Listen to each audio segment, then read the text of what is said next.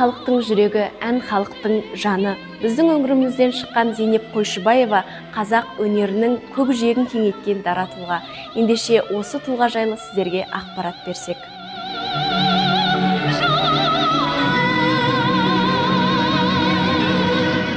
Зейнеп Қойшыбаева 1937 жылы Алакөл ауданында дүние есігін ашты.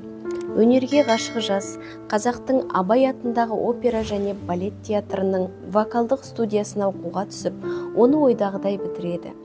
Одан кейін Құрманғазы атындағы ұлттық консерваториясын бітіріп, сол театрда өз өнерін жалғастырады.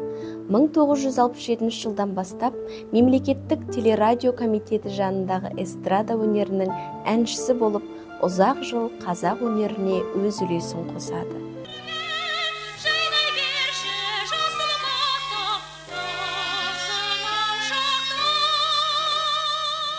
Зейнеп Қойшыбаева Абай атындағы опера және балет театрында қызмет етіп жүргенде талай рөлдерді сомдап, қазақ өнеріне өлшеусіз үлес қосты.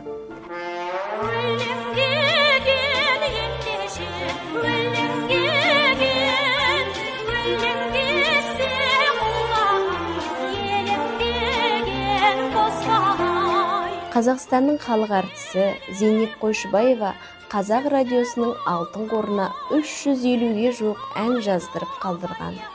Туған жер, отан, махаббат тақырыбында көркем әндерді әуелеткен әншінің есімі бүгінгі күнге дейін сол өнерінің құдіретінің арқасында ұмытылмай келеді.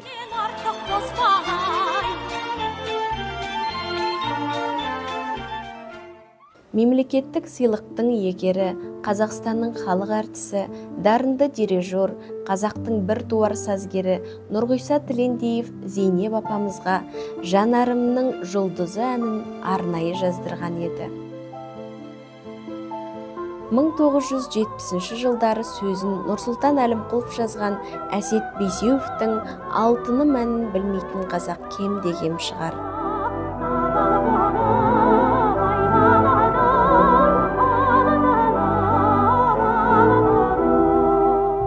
Бұл әнді де Зейнеп Қойшыбаева нақышына келтіріп, тыңдарманның жүрегіне жеткізе алды.